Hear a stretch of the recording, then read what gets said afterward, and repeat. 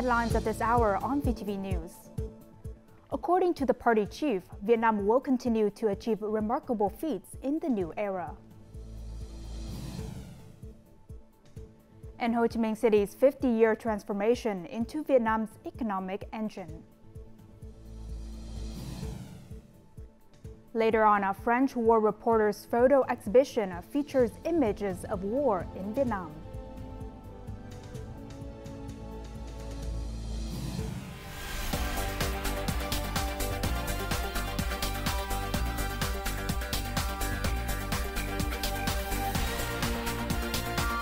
Broadcasting from Hanoi, the capital of Vietnam.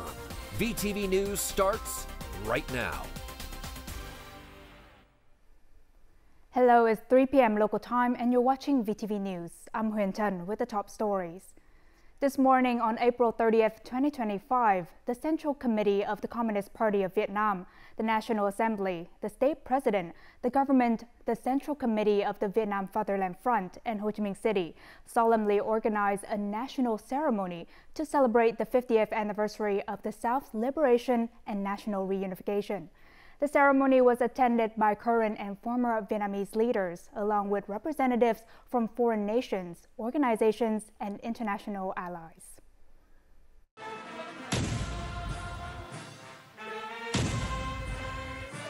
The ceremony opened with a flag-raising ceremony and 21 cannon salute, accompanied by an elaborately staged program titled Bright Vietnam. Party General Secretary Tô Lâm then delivered a keynote address on behalf of the party and state leadership. In this sacred moment, we solemnly remember and express our deepest gratitude for the immense contributions of our beloved President Ho Chi Minh. With a burning desire to liberate the South and reunify the country, he held an unshakable belief that no matter how difficult or arduous, our people will surely triumph. Our fatherland will surely be reunified. The party chief also reflected on the historical context and progression of the nation's 30-year-long resistant wars. Time will pass, but the victory of our people for national salvation will forever stand in our nation's history as a shining symbol of revolutionary heroism, a triumph of justice, of Vietnamese mettle, spirit, and intelligence, a victory of ardent patriotism and the aspiration for independence, freedom, and national reunification, affirming the truth that Vietnam is one. The Vietnamese people are one.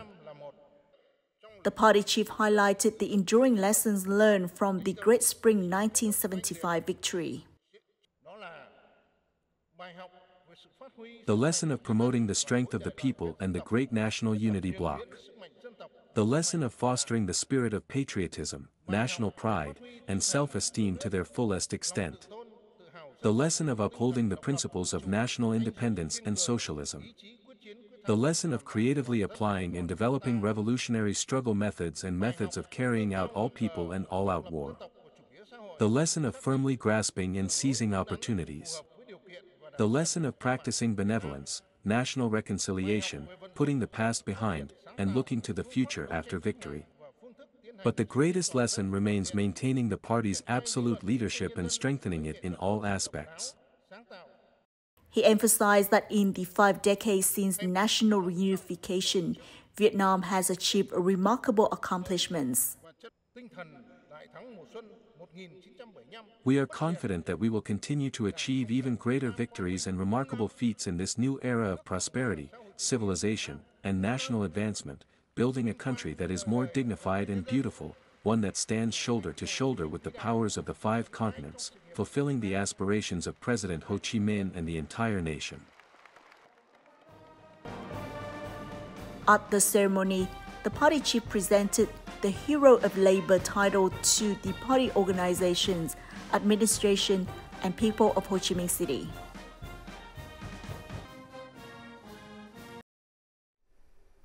A grand parade celebrating the 50th anniversary of national reunification was held solemnly in Ho Chi Minh City on the morning of April 30th, drawing more than 13,000 participants.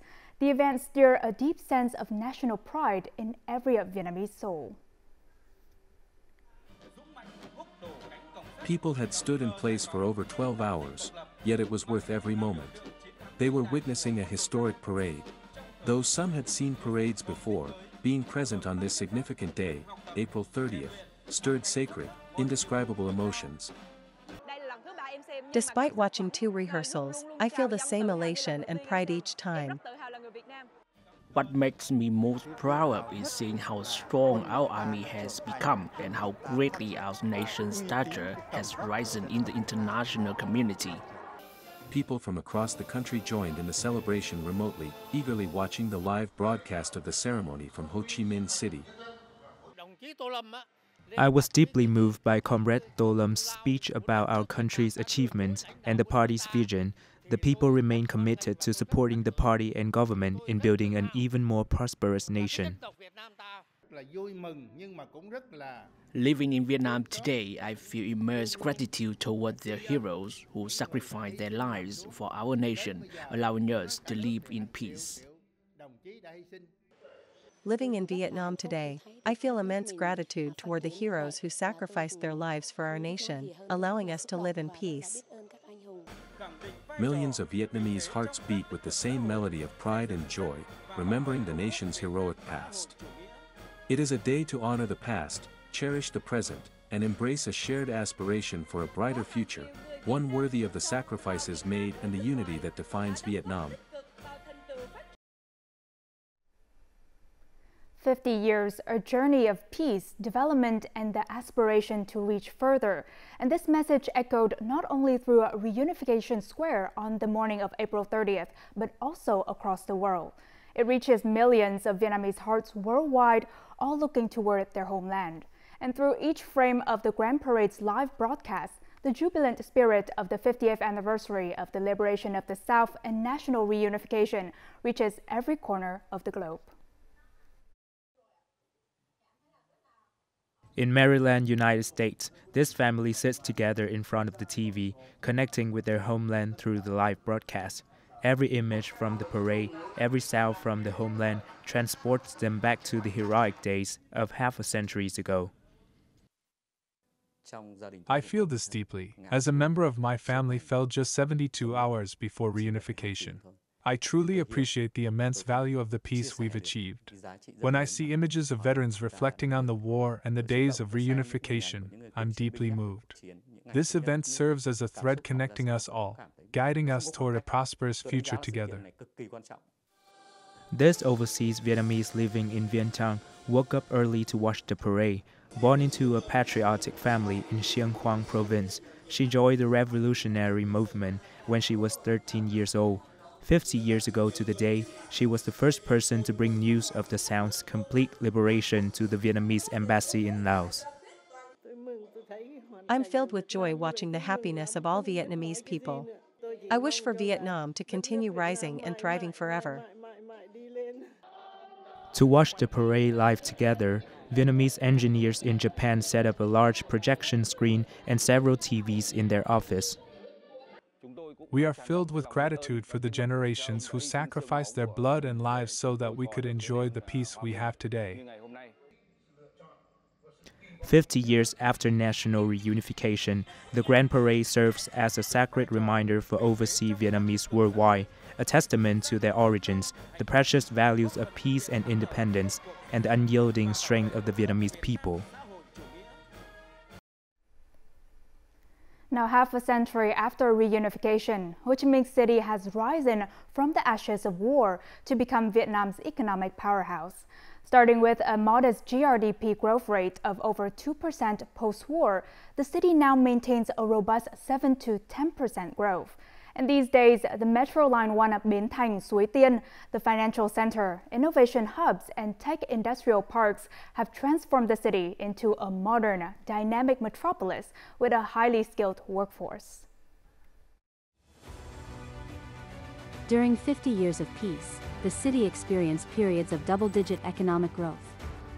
This explosive development journey saw the rise of iconic landmarks. The entire city has a tradition. Despite any difficulty, we always find ways to overcome it, never surrendering. State-owned enterprises, private businesses, and foreign companies, these three pillars jointly power the city's economic growth. It's the birthplace of numerous initiatives. Increasing investment in infrastructure and establishing an international financial center here is a driving force for the city's development. Nearly half of today's startups choose this city as their business hub. From here, several tech companies have grown to achieve billion-dollar valuations. Together with Barria, Vung Tau and Ben Xoang provinces, Ho Chi Minh City's combined economy represents approximately a quarter of the country's GDP. I'm confident that Ho Chi Minh City will be a key engine for the country's growth and progress.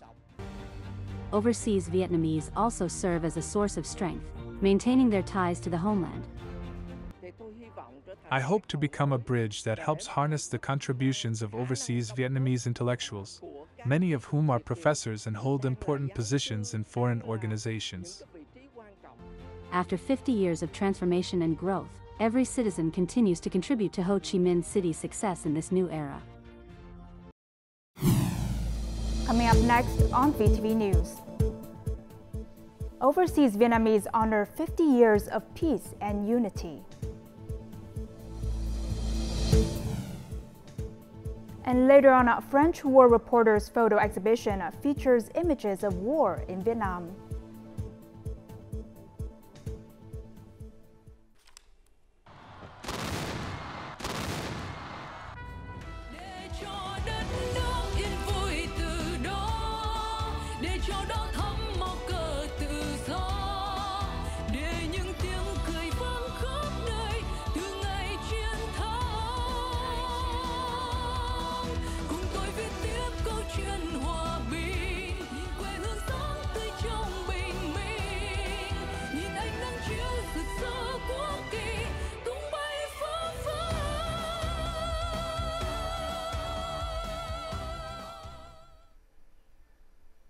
Welcome back to VTV News. Now, the great victory in 1975 marked the end of a century-long struggle for national independence and freedom, ushering in a new era of unity and territorial integrity. 50 years ago, as the country stepped into a new dawn, photographers were there to capture these historic moments. And today, their photographs are not merely images of the past, they are enduring stories that inspire future generations. Join us on a journey back to the memories, streets, and corners where the unshaken emotions of that first morning of reunification still echo. 50 years later, the photographer returned to the same alley where he had captured images of the city in the wake of reunification. For the first time in my life, I saw the Liberation Army. I took out my camera, snapped a photo, and ran inside. Then I saw them waving their hands towards us. People in this neighborhood felt a deep sense of relief. We waved our hands, greeting them into the city. That's the memory I remember the most. I come back to this alley every year. Though much has changed, I would continue to capture images of the transformation of the nation. Returning to his childhood home and reconnecting with old neighbors, this photographer felt as if he were reliving the memories of his 10-year-old self experiencing that first peaceful morning. This is the tree where, exactly 50 years ago, I stood with my brothers and neighbors, watching vehicles carrying liberation soldiers. The atmosphere was electric, people lined the streets in crowds. That moment has stayed with me, and it's one I knew I had to capture. This man was just 18 years old on that historic day. Riding through the city on his bicycle with an old Petrie camera, he captured 18 distinct moments of Liberation Day in Saigon. For 50 years, he preserved these photographs, which have now become a treasured gift for future generations. I took this photo spontaneously. Back then, young people volunteered wherever they could to help society. I stopped, took a photo, and rode away.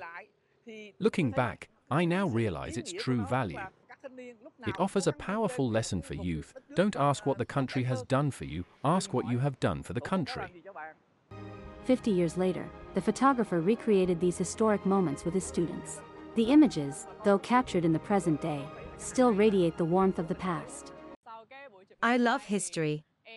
Today's photo session made me feel even more inspired to cherish the peace we have today and to strive for the nation.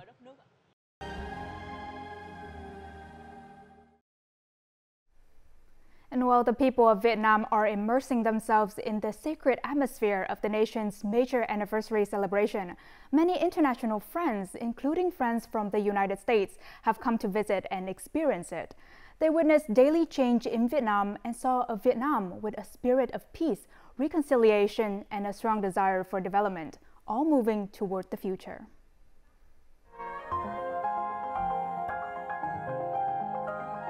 Well, when I was here in 1974, the bombing of North Vietnam had just ended. Bach Mai Hospital had been bombed. Very quiet, everyone rode bicycles, but people were very determined. I was impressed by how tourists from all over the world coming to Vietnam, and people are incredibly friendly. I think for Americans, the things that would be the most surprising about Vietnam is how open and friendly the people here are.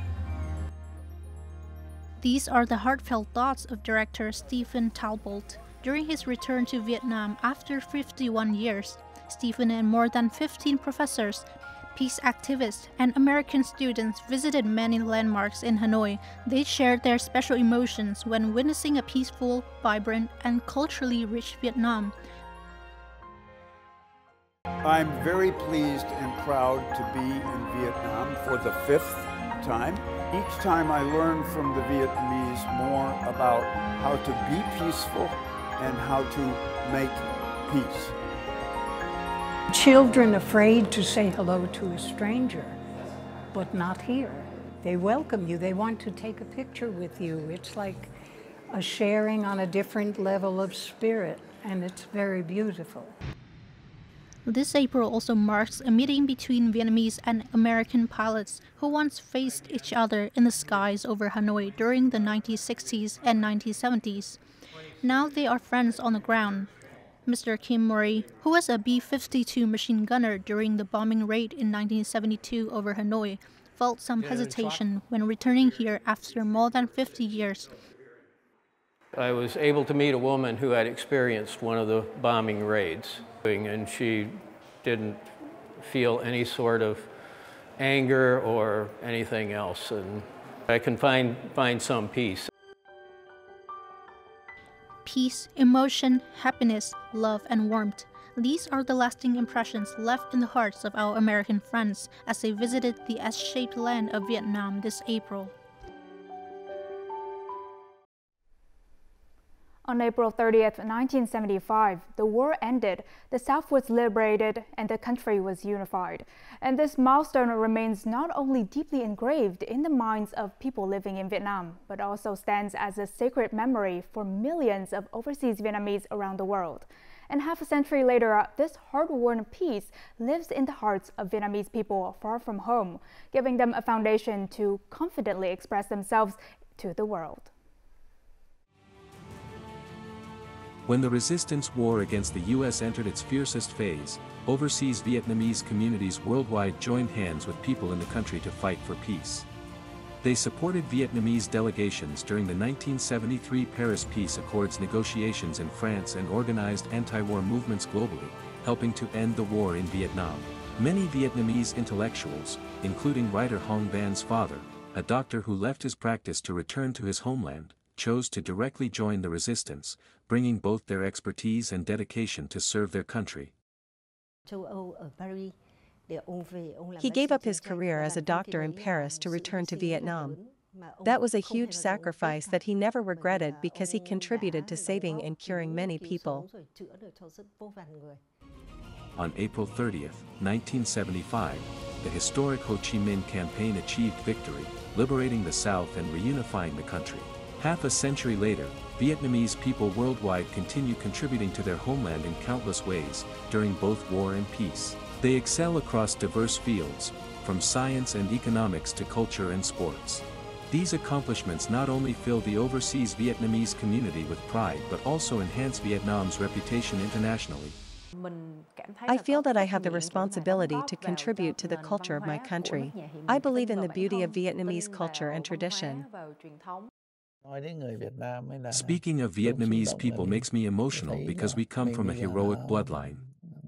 And with that blood, we stand equal to anyone. from a country devastated by war, Vietnam has risen to become a dynamic, globally integrated nation full of promise. No matter where Vietnamese people are in the world, their hearts remain connected to their homeland. The Vietnamese people, no matter where they are very patriotic. I always say that I have Vietnamese blood. I am the child of a Vietnamese woman. I am very proud to be a part of Vietnam. I can never forget my origins. Vietnamese people will always look towards Vietnam. Many ancestors sacrificed themselves so that we can live in peace today. I am filled with gratitude, admiration, and appreciation. In April, historic sites across Ho Chi Minh City have seen a steady flow of visitors. Tourist numbers at key locations such as the Củ Chi Tunnels, Cần Giờ District, Independence Palace, and the secret bunker of the Saigon Commandos have risen by 20 to 30% compared to the same period last year. And these sites welcome an average of 7,000 visitors daily. Hotel bookings in the city have increased by 30 to 40% compared to the same period last year. Domestic airlines plan to operate over 7,500 domestic flights during the 10-day period from April 25th to May 5th. Meanwhile, the interprovincial bus stations in Ho Chi Minh City expect to serve an average of 110,900 passengers per day, representing a 9% year-on-year increase. A war photography exhibition by French correspondent Patrick Chauvel is now on display at France's Caen Memorial Museum. And the exhibition prominently features his work from the war in Vietnam. And through Chauvel's powerful and often harrowing images, the exhibition highlights both his dedication as a photojournalist and shed light on the true cause of peace. The exhibition presents a comprehensive view of Patrick Chauvel's career through photographs from various conflicts: Vietnam, Cambodia, Iran, Africa, Bosnia, the Gulf War, and most recently, Ukraine. Although his Vietnam works are limited, as they were taken when he was just 18 years old, they clearly demonstrate his anti-war perspective. A lot of the horror and I can't think of the right word at the moment, but he captures it. If we had stayed out of it, it would have probably ended sooner and not been bloody, but we decided to the American politicians decided to get involved, and it was what it was as a result. Patrick Chauvel's photographs from South Vietnam capture the anguish of civilians and exhausted, battle-worn soldiers, revealing his early anti-war perspective. This viewpoint emerged from his encounter with a North Vietnamese soldier. They were extraordinary people. We arrived at conflict zones by helicopter, jumped off, and spent 1 or 2 weeks in the jungle. Half an hour later, we'd be drinking cold beer at an American military camp, followed by a party in Saigon. But for them, the work they did was carried out under incredibly harsh conditions. Patrick Chauvel's exhibition will run through 2025, offering viewers the chance to admire his early works from Vietnam, the first war he covered and one that left an indelible mark on his career. Coming up next in our world news. U.S. to reduce impact of auto tariffs.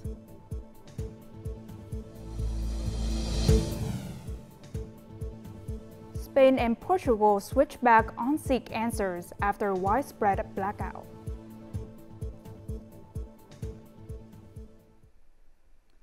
Now moving on to our world news, U.S. President Donald Trump will soften the impact of his auto tariffs on Tuesday through an executive order that combines credits with relief from other levies on parts and materials. However, import tariffs on complete cars will remain unchanged. The U.S. Department of Commerce states that the administration is supporting domestic auto workers and manufacturers by easing regulations, making it simpler for companies to invest or expand operations in the U.S.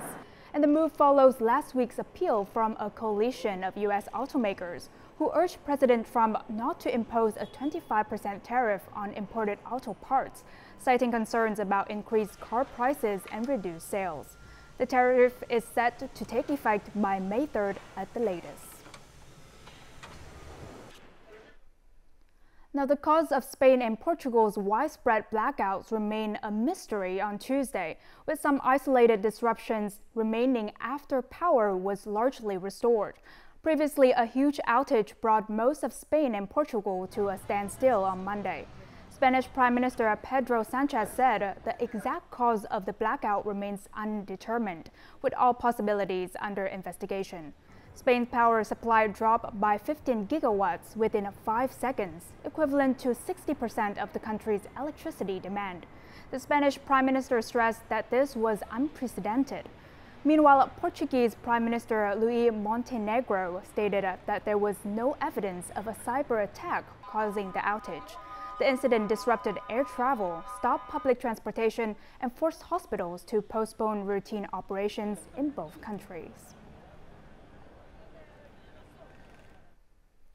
Now, more than 31,000 stolen Australian banking passwords are being traded online by cyber criminals, according to an investigation by local cyber intelligence researchers. And the compromised information includes login details from 14,000 Commonwealth Bank customers, 7,000 ANZ customers, 5,000 National Australia Bank customers, and 4,000 Westpac customers.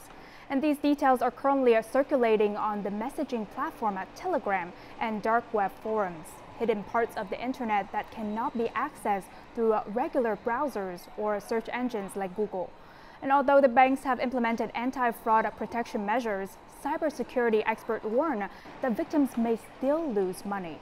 The stolen login information resulted not from bank security vulnerabilities, but also from malware infections on customers' devices, primarily affecting computers running the Windows operating system.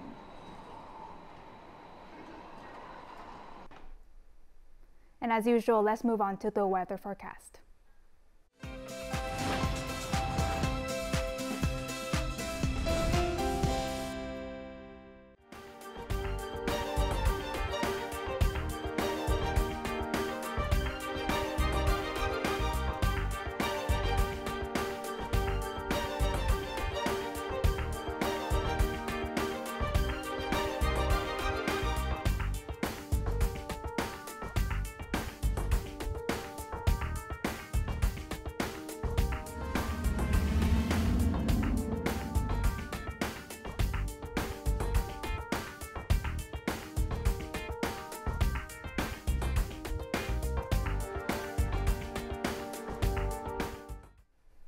And that's all the news we have for this hour. To rewatch our program, you can download our mobile app VTVgo or check out our YouTube channel VTV4Go.